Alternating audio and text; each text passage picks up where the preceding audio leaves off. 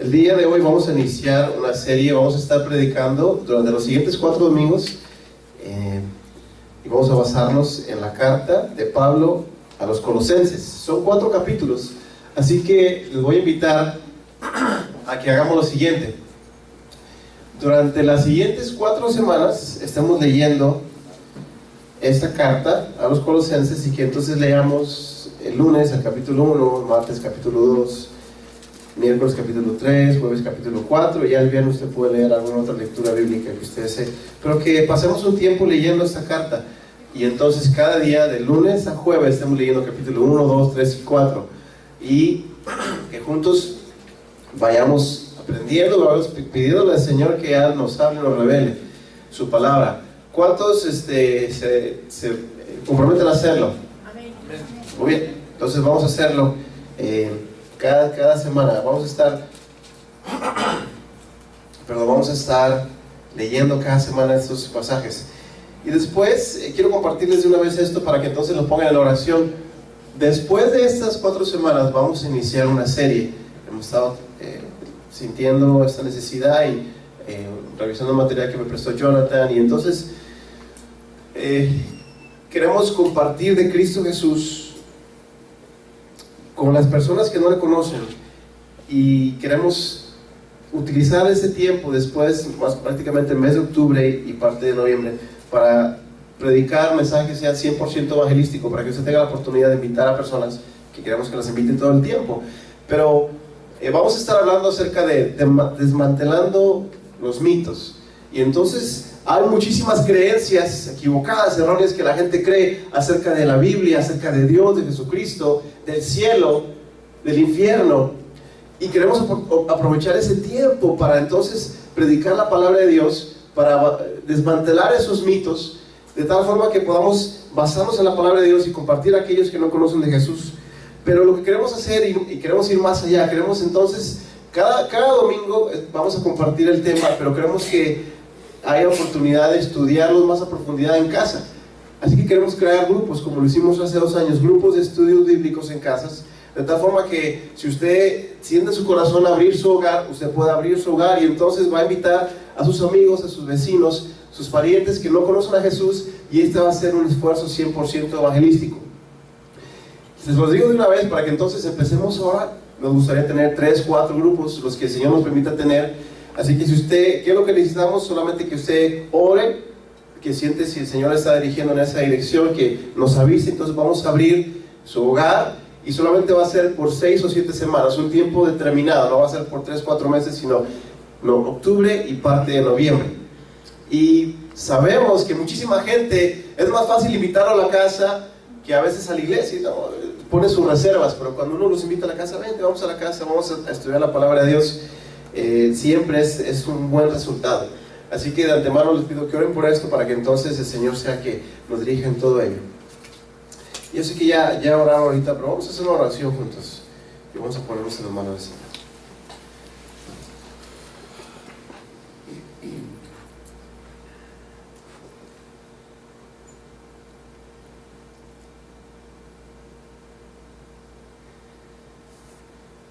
Señor, en esta mañana queremos que seas tú quien nos hable, que tu palabra nos ayudes a recibirla con gozo, y que nos motive, Señor, a que tú seas el que nos dirija siempre. Espíritu Santo, habla en nuestros corazones, confróntanos, Señor, con lo que necesitamos ser confrontados, y danos tú el poder para poner estas enseñanza de tu palabra por práctica, que no solamente seamos oidores, sino que verdaderamente seamos hacedores de tu palabra. Espíritu Santo, danos el poder para hacerlo. Te lo pido en el nombre de Jesús. Amén. Repita conmigo: en Él, por Él y para Él. En Él, por Él y para Él. Si hay algo que quiero que usted recuerde, si no se acuerda de todo lo que vamos a hablar, que usted cuando se vaya a su casa, usted recuerde eso: en Él, por Él y para Él. Díganlo otra vez: en Él, por Él y para Él. Ahora su Biblia ahí en Colosenses, está después de Filipenses, y antes de Primera de Tesalonicenses. Y entonces vamos a estar ahorita viendo el capítulo número 1. No lo vamos a leer todo, pero vamos a basarnos en algunos pasajes.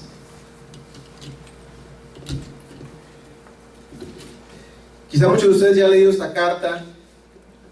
Voy a hacer una pequeña introducción para que sepamos más o menos qué es, quién la escribe, que bueno, es el apóstol Pablo, inspirado por el Espíritu Santo, cuál es el propósito, y entonces de esa forma vamos a entender un poco más el significado y el propósito de esta carta. Así que sabemos que el autor es el apóstol Pablo. Él lo mismo lo dice en el versículo número 1, dice: Pablo, apóstol de Jesucristo, por la voluntad de Dios, y el hermano Timoteo. Y entonces él escribe esta carta aproximadamente en el año 60 después de Cristo. Se cree que él estaba en este tiempo prisionero en Roma. ¿Y a quién se la escribe? Se la escribe ahí en el versículo 2, dice: a los santos y fieles hermanos en Cristo que están en Colosas. El saludo dice: gracia y paz sean de vosotros, de Dios nuestro Padre y del Señor Jesucristo. Ahora, esta ciudad de Colosas era una ciudad que estaba aproximadamente 100 millas de Éfeso, y era un punto importante de conexión entre el este y el oeste, debido a que había una ruta comercial que pasaba por esa área. Así que era un tiempo, creció la ciudad rápidamente, pero después su crecimiento disminuyó, así que se quedó como una pequeña ciudad, como nosotros decimos aquí, un small town, que tiene todo ahí, que creció, y que era una ciudad cosmopolita, que había muchísima gente, había una cantidad grande de judíos en esa área. Y entonces las diferentes corrientes que había por la zona geográfica en la que ellos se encontraban, gracias, había diferentes filosofías, doctrinas que se mezclaban en esta área, y entonces muchas personas se confundían. Ahora, esta iglesia no la inició el apóstol Pablo, y lo que leemos aquí dice que tampoco, no leemos el libro de Hechos, ni tampoco en esta carta, y en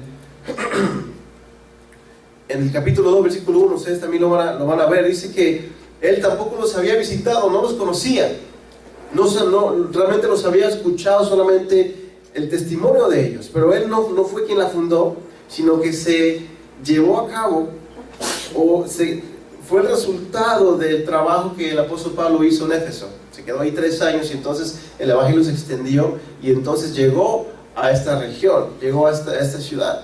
Y dice ahí en el versículo 4: habiendo oído de vuestra fe en Cristo Jesús y del amor que tenéis a todos los santos.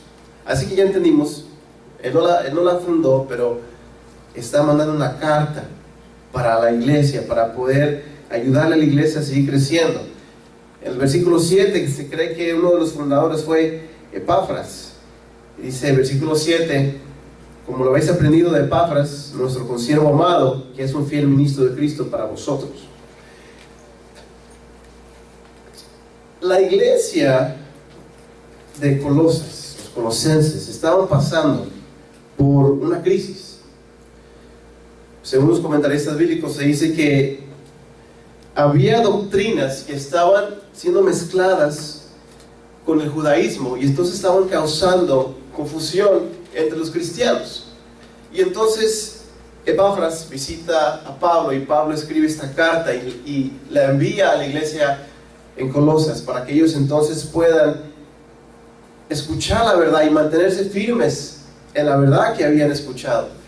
Y a través de esta carta está refutando las doctrinas, las doctrinas falsas que se estaban expandiendo y propagando en esa iglesia y en esa región.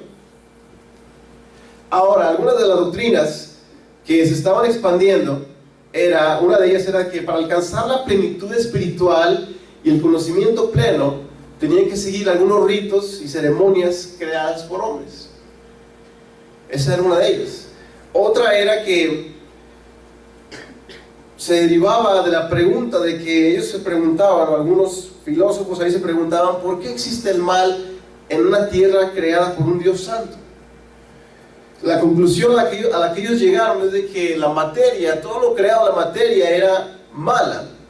Así que Dios, un Dios santo, no podía tener contacto con el mal. De esa forma, entonces, decían que estaban atacando la doctrina de la encarnación de Jesucristo, la encarnación de Dios, y menospreciando el señorío de Cristo. Perdón. Y también creían en la astrología y que seres angelicales, regían el mundo.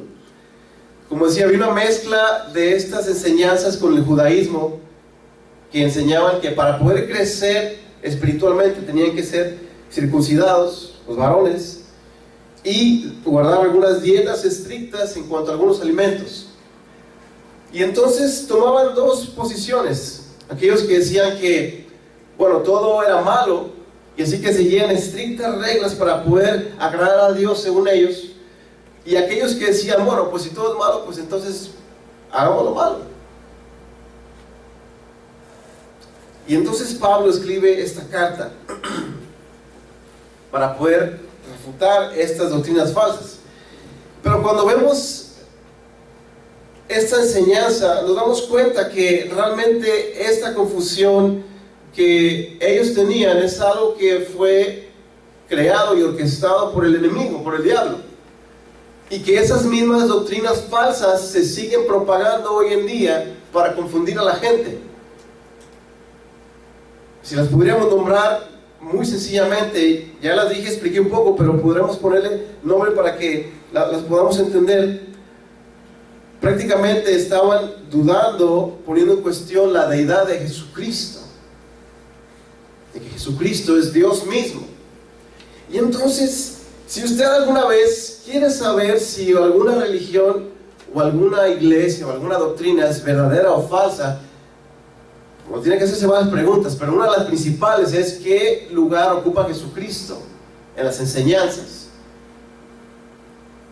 Y hay muchísimas enseñanzas el día de hoy que sutilmente hablan de Jesucristo, pero niegan la deidad de Jesucristo.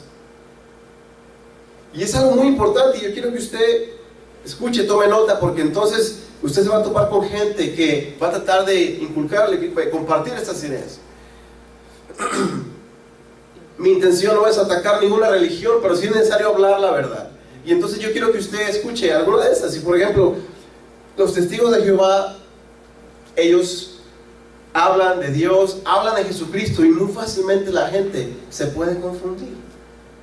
Y algunos de los versículos que ellos van a utilizar cuando usted hable con ellos, abra su Biblia ahí en Colosenses capítulo 1 versículo 15. Y entonces ellos utilizan este pasaje donde dice: Él, hablando de Jesús, es la imagen de Dios invisible, el primogénito de toda la creación. Y entonces ellos creen que Jesucristo fue creado. Dicen, como Jesucristo es el Hijo de Dios, dicen ellos, pero no, Jesucristo fue creado por Dios, porque se toman ese pasaje que dice el primogénito de toda la creación. Ahora, yo sé que es un pasaje a lo mejor un poco difícil de entender, pero no podemos solamente tomar un pasaje y basar toda una doctrina ahí, sino que debemos ir a lo que es la raíz de este pasaje, estudiarlo a profundidad, y nos damos cuenta que no significa realmente esto. Y ahorita lo vamos a ver. Pero entonces, al negar que Jesucristo es Dios mismo, están negando la deidad de Jesucristo. Así que tengamos mucho cuidado. Los mormones, ellos creen que Jesucristo es prácticamente igual que Lucifer, que el diablo, que son hijos de Dios. Y entonces ellos creen que a través de cuando las personas son exaltadas, Elohim, que es el Dios que ellos le llaman, tuvo relaciones con muchas mujeres, crearon muchos bebés espirituales, y entonces eso es lo que ellos creen. Convocaron una junta, una reunión para decidir cuál era el futuro de todos sus bebés que estaban haciendo. Y en esa reunión llegó Jesucristo y llegó Lucifer. Y entonces dijeron, bueno, vamos a crear un planeta Tierra y vamos a enviar a todos los que hayan nacido, todos sus bebés, vamos a enviarlos a la Tierra para que ellos vivan ahí. Y entonces alguien preguntó, bueno, ¿qué va a pasar si ellos se rebelan? Y entonces Jesucristo, según la creencia y enseñanza de ellos, dijo, bueno, yo tengo un plan. Si ellos se rebelan, yo voy a ir y voy a salvarlos, voy a dar mi vida por ellos en la cruz.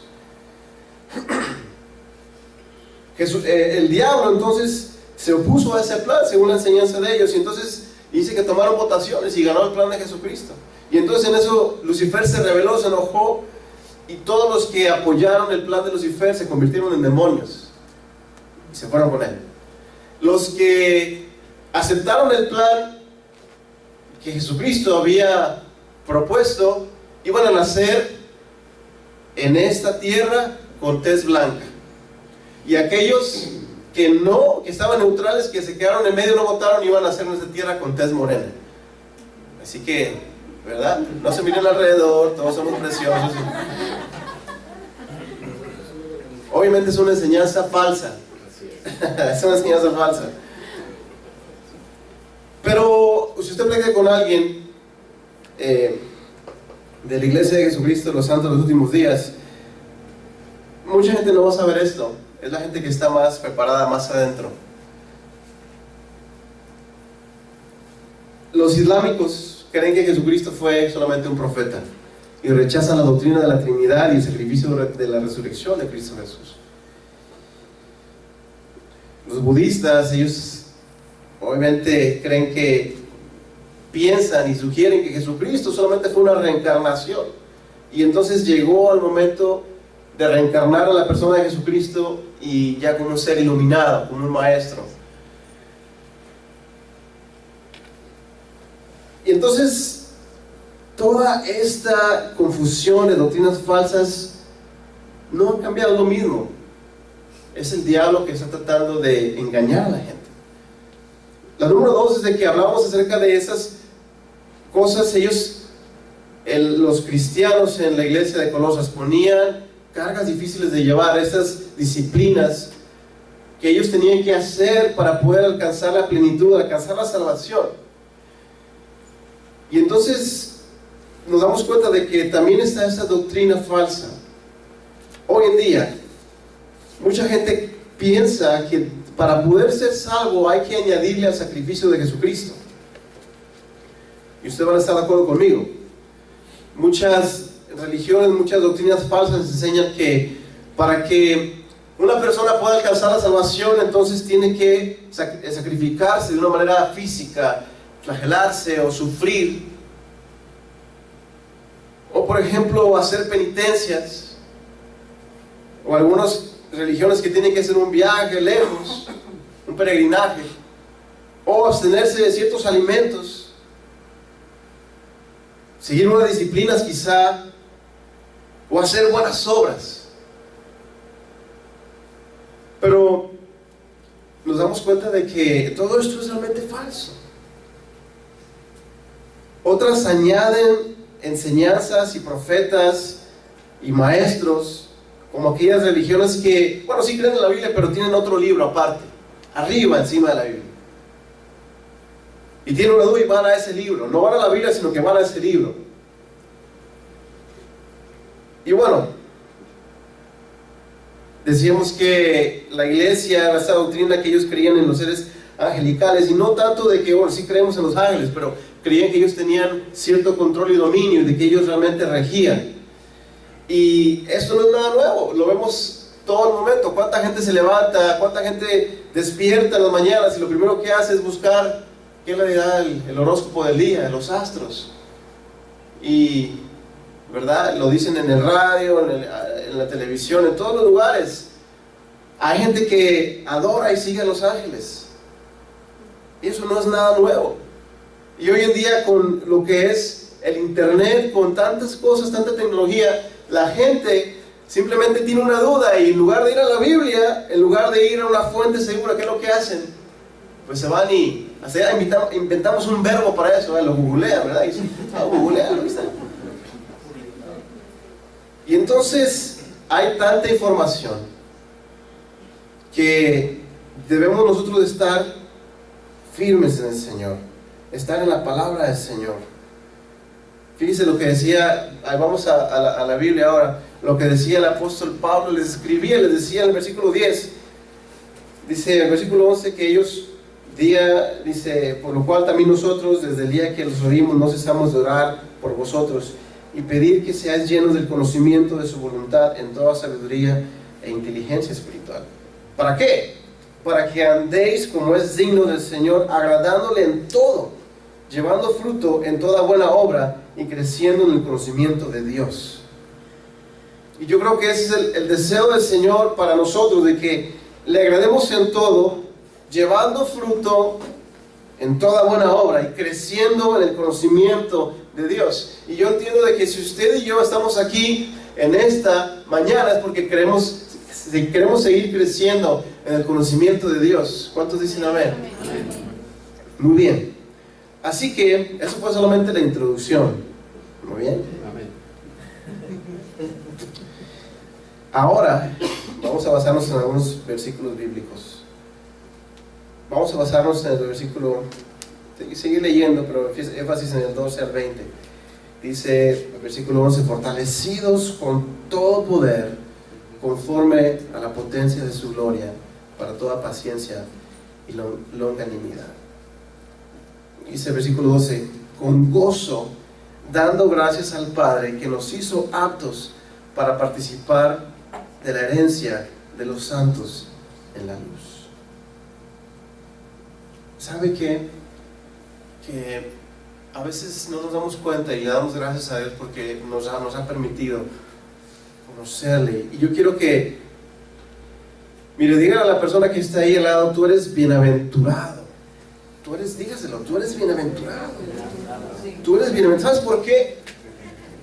Porque, bueno, no solamente eres bienaventurado porque perteneces a la iglesia cristiana Génesis. Amén. Amén. Comercial ahí, ¿verdad?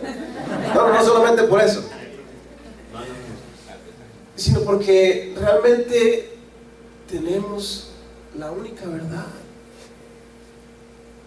La única verdad. Y hemos conocido a Cristo Jesús. Y si alguno de ustedes no está seguro de eso, yo quiero decirle que el día de hoy lo puede conocer. Pero está en una iglesia, hermano, no por mí, no por mis hermanos que enseñan, sino estamos en una iglesia en la cual nos basamos en la palabra de Dios y no ponemos nada más arriba de la palabra de Dios, solamente su palabra, solamente la enseñanza que viene aquí. Y no hay nada que nosotros podamos hacer o que pudiéramos hacer para ganarnos el favor de Cristo Jesús. Y dice aquí que el Padre es quien nos hace aptos. Él nos regenera, nos renueva, nos permite, nos da ese privilegio de ser parte de su familia, para poder participar de la herencia de los santos en luz.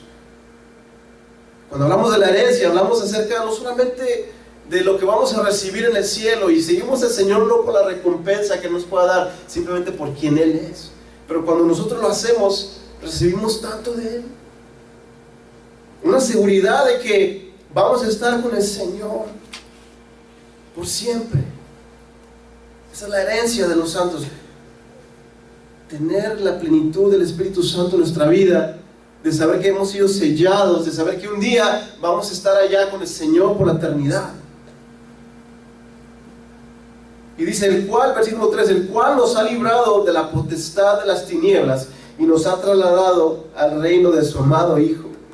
O sea que dice, ya no estamos nosotros bajo el poder de las tinieblas. Ya no estamos nosotros bajo la influencia de este mundo.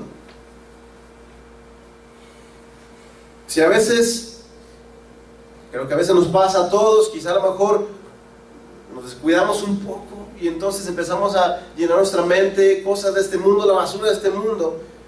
A veces nuestra ropa se ensucia y debemos estar siempre renovándonos, que el Señor nos limpie. Pero no estamos bajo la influencia, la dirección, no estamos, el mundo, la influencia de las tinieblas no maneja nuestra vida más, sino que hemos sido trasladados de las tinieblas a su luz admirable, al reino de su amado Hijo, en quien, dice el versículo 14, tenemos redención por su sangre, el perdón de pecados. O sea que por la sangre de Cristo Jesús, usted y yo hemos sido perdonados. Amén. no por lo que podamos hacer, no por lo que podamos decir, no por lo que podamos llevar a cabo con nuestra vida, solamente por el sacrificio de Cristo Jesús. No hay nada más que le podamos añadir a eso. El sacrificio de Jesús fue completo en la cruz del Calvario, y es a través de Él que tenemos redención por su sangre, esa sangre que nos restaura y el perdón de nuestros pecados.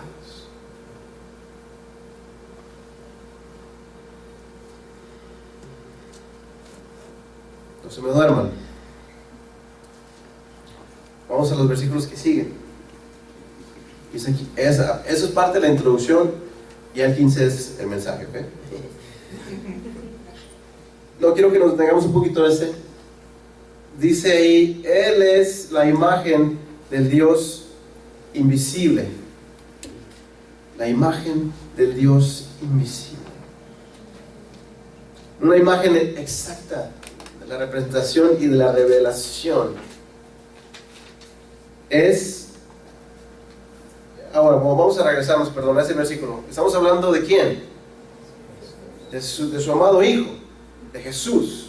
Entonces dice Jesús, si reemplazamos el Jesús, es la imagen del Dios invisible. Uno de sus discípulos decía, bueno, muéstranos al Padre y nos basta. ¿Y qué le decía él? Oye, pues tanto tiempo he estado con ustedes y no me conoces. El que me ha visto a mí, ha visto al Padre. Y es algo muy difícil de entender. La Trinidad, la doctrina de la Trinidad es algo muy difícil de entender.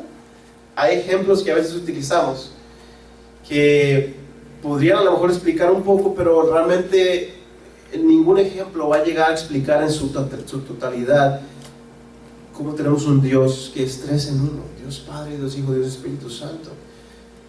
Pero hay un ejemplo que me gusta, y alguien dijo una vez, bueno, tenemos el sol, y entonces podríamos decir que el astro en sí es Dios. Cuando usted trata de ver el sol, a veces ve así un astro, algo redondito, a veces digamos que ese es Dios. Y entonces esa luz que emite, esa luz que nos llega y nos ilumina, diríamos que es Jesucristo. Y usted parece en el sol por un momento, y ¿qué es lo que empieza a sentir? Ese calor. Podríamos decir que el Espíritu Santo. Pero los tres son una sola cosa. No deja de ser uno. Y aún así ese ejemplo no podemos quizá entenderlo un poco, pero no en su totalidad, porque nuestra mente es finita. Pero dice, Jesucristo es la imagen del Dios invisible, el primogénito de toda la creación. Ahora, leyendo un poco más a profundidad un comentario bíblico, hablaba acerca de, bueno, ¿qué significa esto del primogénito de toda la creación? Y entonces se decía de que no se refiere a un tiempo, sino a una posición. Entonces podemos decir que Jesucristo tiene el primer lugar. Ahora, ¿cómo podemos saber eso y entenderlo? Bueno, el versículo 16 nos explica un poco más. Y entonces nos dice, porque en Él, decíamos al principio del mensaje, en Él, por Él y para Él. Como aquí está. Porque en Él, o sea, en Jesús, fueron creadas todas las cosas, las que hay en los cielos y en la tierra, visibles e invisibles, sean tronos, sean dominios, sean principados, sean potestades. Todas las cosas fueron creadas en Él, en Jesús. Entonces aquel que es el primogénito de la creación, creemos que a través de la palabra, a través del mensaje, lo que entendemos es de que Jesucristo mismo fue el creador. Cuando usted agarra una Biblia y quiera saber si esa Biblia, o algunos pasajes, pero quiere probar una Biblia, usted váyase a San Juan, capítulo 1, versículo 1. Y entonces, ¿qué dice ese pasaje? Los que se lo saben dicen: en el principio era el verbo, y el verbo era con Dios, y el verbo era Dios. Y entonces hay una Biblia que dice: en el principio era el verbo, y el verbo era con Dios, y el verbo era con minúscula, Dios. Y dice: bueno, son 2 letras de más ahí, pero realmente es toda una falsa doctrina, negando la deidad de Jesucristo, porque Él es el creador. Jesucristo mismo estaba ahí, Él mismo, Dios mismo, el verbo, la palabra. Dice que por Él, porque en Él, fueron creadas todas las cosas. En Él. Y luego después dice la última parte: todo fue creado por medio de Él y para Él. Todo fue creado por medio de Él y para Él.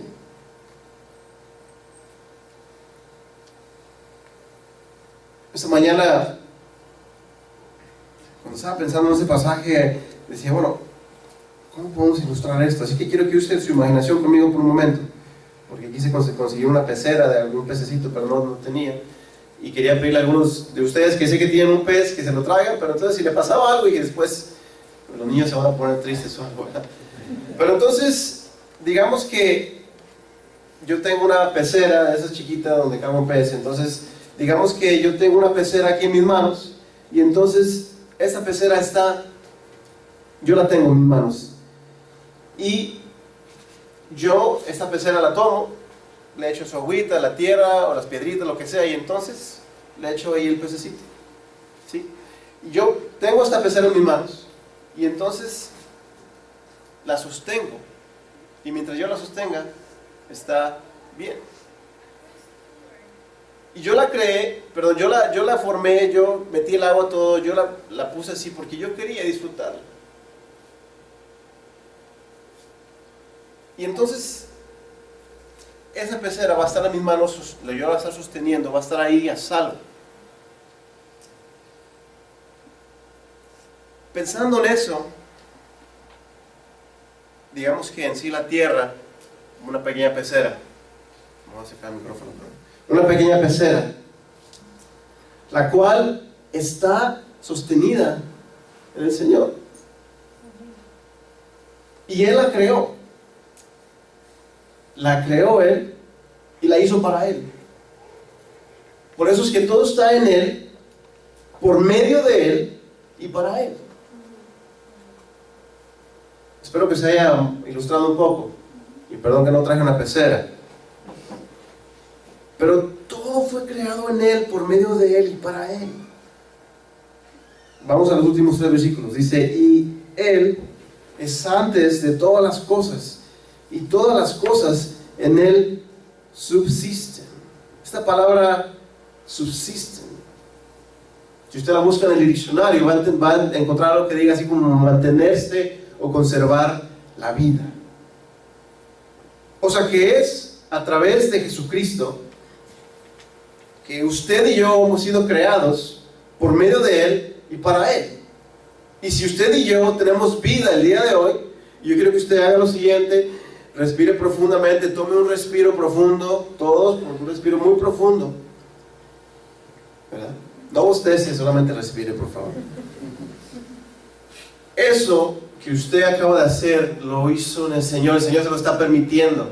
Usted tiene vida porque Jesucristo lo permite, porque nos mantiene con vida. ¿Qué pasaría entonces si, el mismo ejemplo de la pecera, yo abro mis manos, cae, se quiebra, adiós pues? Este universo subsiste porque subsiste en Jesucristo. Y a lo mejor algo que nuestra mente no puede entender, pero todo se mantiene unido por el Señor. Todas las cosas en Él subsisten. Y después dice el versículo 18: y Él, Jesucristo, es la cabeza del cuerpo, que es la iglesia.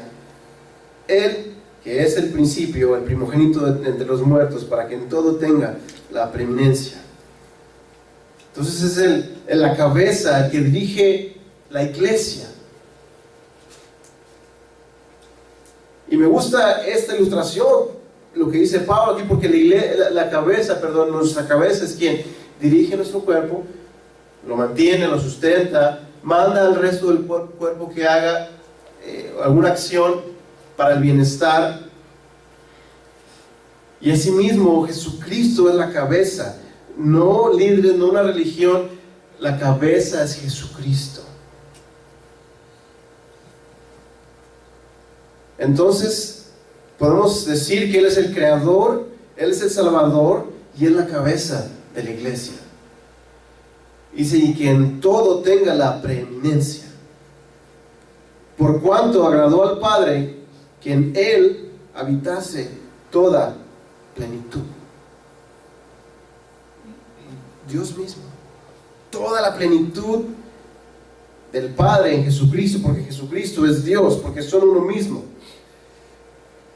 Y el versículo 20 terminamos con este pasaje y vamos a dar un par de preguntas acá. Y por medio de Jesús reconciliar consigo todas las cosas, así las que están en la tierra como las que están en los cielos, haciendo paz mediante la sangre de su cruz. Ahora,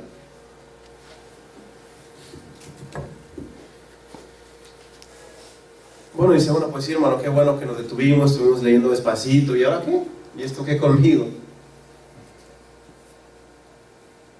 Primero que nada es que debemos de comprender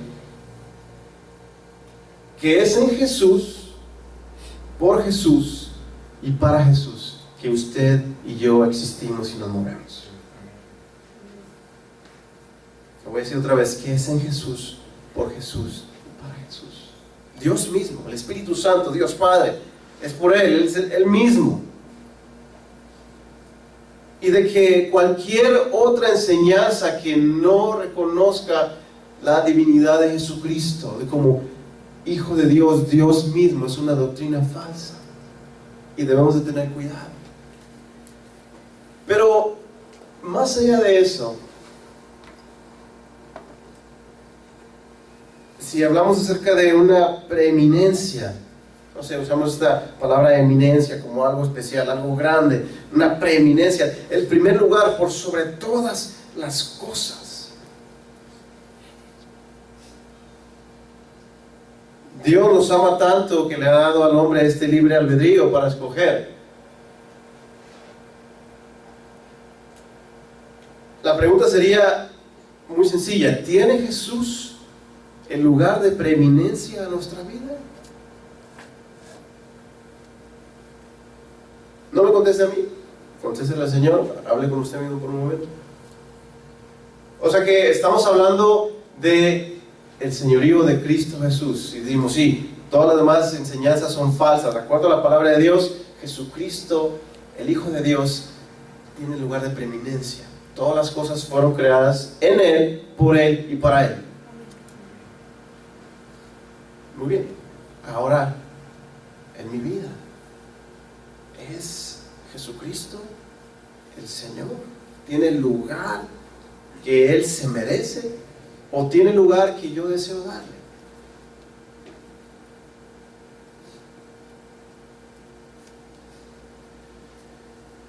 ¿Cómo entonces, si nosotros decimos, bueno, sí, yo reconozco a Jesucristo, reconozco su señorío, reconozco que Él es Dios, reconozco que todo fue creado en Él, por medio de Él y para Él, yo lo reconozco, ¿cómo entonces debería reflejarse esto en nuestro diario vivir? ¿Cómo debería ser nuestra devoción al Señor? ¿Cómo debería ser nuestra lealtad? ¿Cómo debería ser entonces nuestra vida para el Señor? Si entonces lo reconocemos.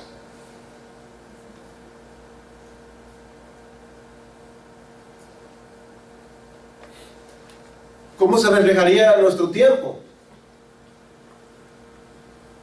Cuando decimos que, bueno, sí, el Señor es el primer lugar, el lugar más, todo, ¿cómo entonces eso debe reflejarse en mi tiempo? ¿Cómo entonces eso debe reflejarse en las decisiones que yo hago? Entonces eso quiere decir que voy a estar buscando glorificar a Dios en mi tiempo, con mi tiempo, a través de mi tiempo. Entonces quiere decir que cada decisión que yo tome voy a desear glorificar a aquel que es mi Señor. Cada una de las decisiones que tome en cada una de las áreas de mi vida.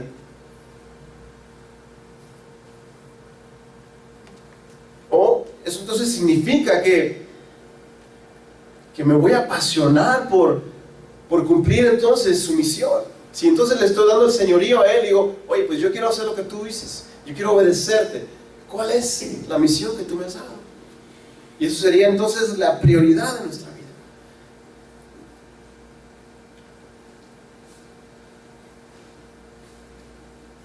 Y yo creo que son dos cosas muy distintas, un conocimiento intelectual. Y a lo mejor, espero que usted esté entendiendo este pasaje. Y usted se va a ir a su casa con esa convicción de saber que Jesucristo es el único camino, de que no hay nadie más. De que no podemos hacer nada, absolutamente nada nosotros para poder ganarnos esa salvación. De que es a través de su sangre, de que a través de, obtenemos la redención a través de su sangre. Y de que simplemente es seguirlo a Jesús. Y usted dice, yo lo entiendo. Y yo me voy a ir a mi casa con ese entendimiento. Y va a recordar en su casa, en Él, por Él y para Él. Y cuando alguien le pregunte, va a decir, sí, solamente Jesucristo. Pero a veces, y yo confieso, a veces sentimos que eso es suficiente. ¿Verdad? A veces sentimos que simplemente el conocimiento intelectual, bueno, sí, ya aprendí algo hoy. Pero entonces, no se refleja ese señorío de Cristo Jesús en nuestra vida, en mis decisiones, en mi tiempo. Perdemos tanto tiempo en tantas cosas. En mis recursos, en mi dinero, en mi ofrenda, en mi diezmo, en las decisiones que tomo. Ahora, piensen conmigo por un momento.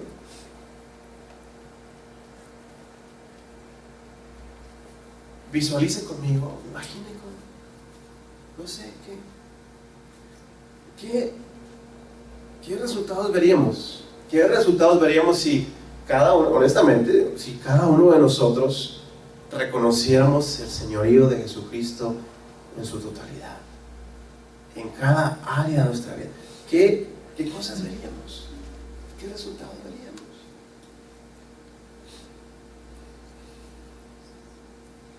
¿Nos iría mejor materialmente?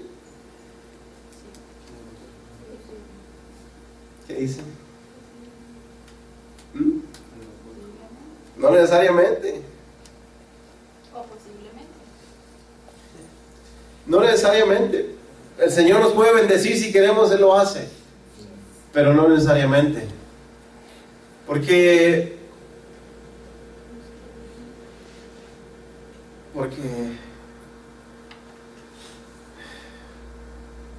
perdón que lo diga, pero todos nosotros a veces,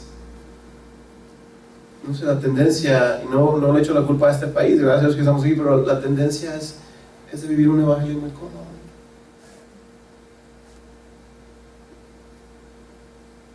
Y entonces hay tantas personas que sufren en el mundo y nos sentimos mal cuando escuchamos y nos vemos, pero a veces, como decía, el sentirnos mal, el saber no es suficiente.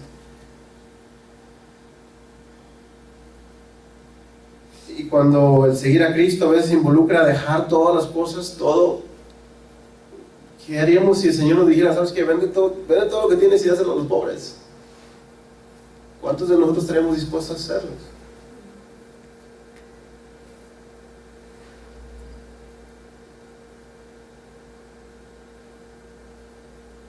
Yo deseo que eso sea una realidad en mi vida. No solamente de una manera intelectual, sino que realmente el Señor sea la prioridad. Y es mi anhelo que cada uno de ustedes también lo anhele, lo deseen. y de que el Señor nos ayude a que le glorifiquemos con nuestras decisiones, de que el tiempo, la vida que Él nos dé sea realmente para glorificarle a Él. Si decimos que Él es el todo, que Él debe tener la preeminencia, que Él es el único, entonces que realmente nuestra vida lo refleje. Y yo creo que eso se lleva a cabo a través de una entrega total, diariamente, en oración. Entregarle nuestra voluntad, Señor. Entregarle nuestra voluntad, Señor, porque la tendencia de nuestra voluntad es irse hacia la dirección opuesta. Y entonces entregarle nuestra voluntad. Y va a llegar un momento en que vamos a respirar, vamos a vivir, vamos a ver, vamos a sentir solamente con los ojos del Señor. Y todas las cosas de este mundo van a ser realmente secundarias. Realmente mi deseo no es que haya muchísima gente aquí en este lugar y que crezcamos. Obviamente sería lindo que crezcamos y todo, pero yo creo que si Jesucristo ocupa el primer lugar en nuestra vida, eso se tiene que reflejar, eso se tiene que ver. Y lo hermoso de esto es de que Él nos ayuda, nos capacita, nos da a su Espíritu Santo, pero necesitamos una consagración, necesitamos una entrega al Señor, entregarle el todo a nuestra vida. ¿Qué sería si de verdad cada uno de nosotros, si Cristo Jesús tuviera la preeminencia en todo lo que hacemos, lo que decimos, lo que hablamos?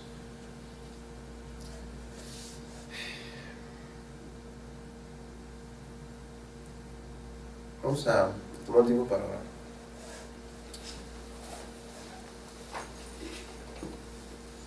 Y mi deseo realmente no es que se vaya triste este lugar,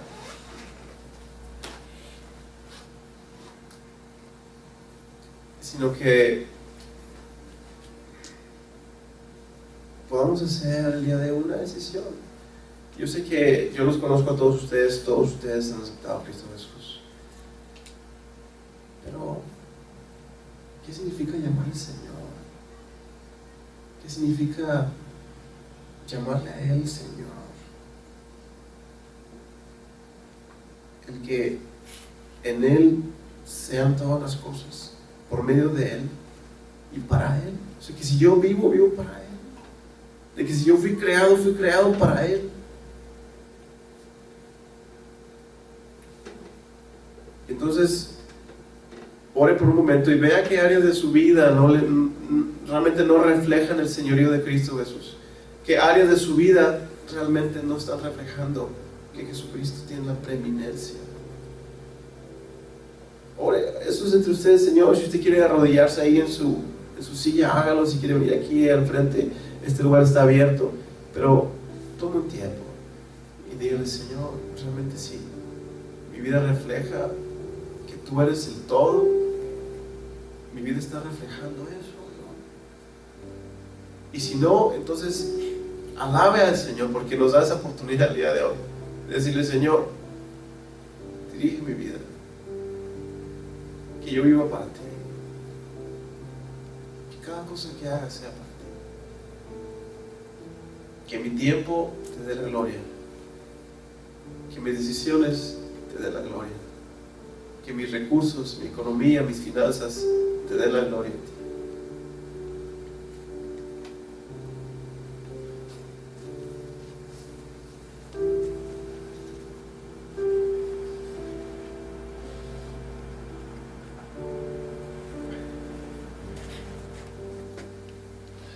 Oremos.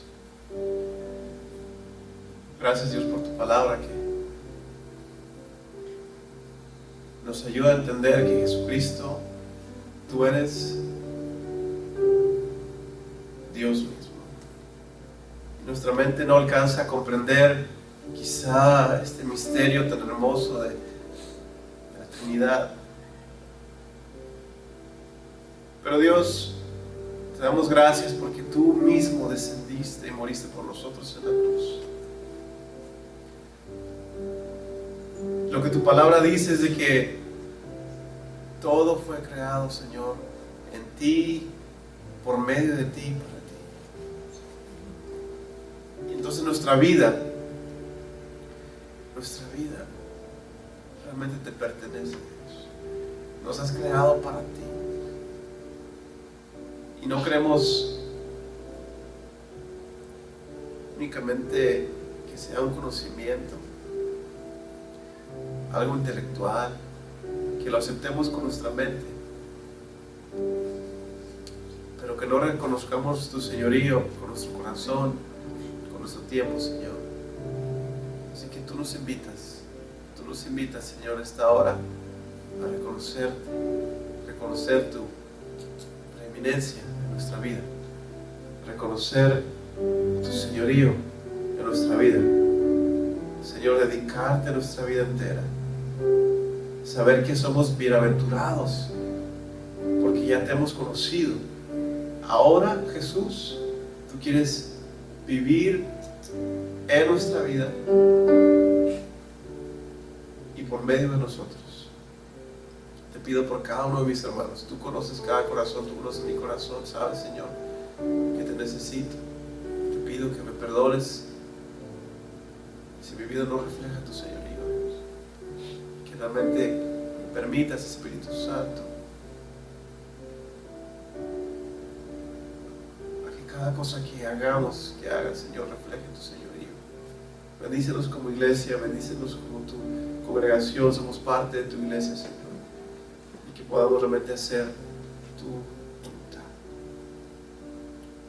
Que el amor del Padre, la gracia de nuestro Señor Jesucristo y la comunión de tu Santo Espíritu sean con cada uno de mis hermanos, con nuestras familias, con toda tu iglesia, todo tu pueblo, desde ahora y para siempre. Amén. Amén. Recuerda, hermano, que es en Él, por medio de Él y para Él que usted y yo hemos sido creados. Así que el señorío de Cristo Jesús se ha reflejado en nuestra vida, en todo lo que hagamos. No sea solamente algo intelectual, algo que digamos, sino algo que vivamos por Él, nos apasionemos por el Señor, busquemos su voluntad en nuestra vida. Y que Dios nos permita ser luz en las tinieblas, ahí donde ustedes vayan, donde vayan a trabajar. Así que vamos como ovejas en medio de lobos, de un mundo lleno de maldad, pero el Señor está con nosotros, ¿no? Así que Dios los bendiga. Pueden despedirse los hermanos en un abrazo. Si ya estaba dormido, pues despiértalo, ¿no?